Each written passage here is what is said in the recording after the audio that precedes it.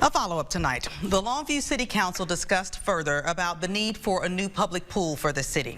KLTV's Alex Weister was at tonight's meeting.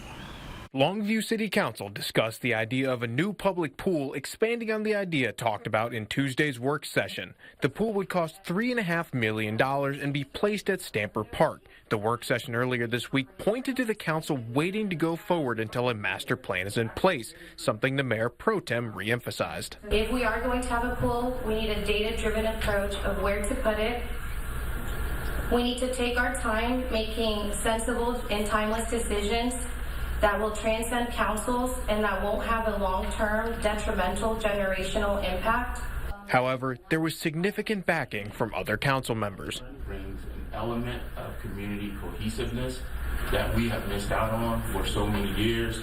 Mayor Ishihara presented some of the key points from the work session, stating her support of having a master plan before the city does anything. After the presentation and a few more comments for and against a new pool right away, the council began their vote for a new pool in Stamper Park.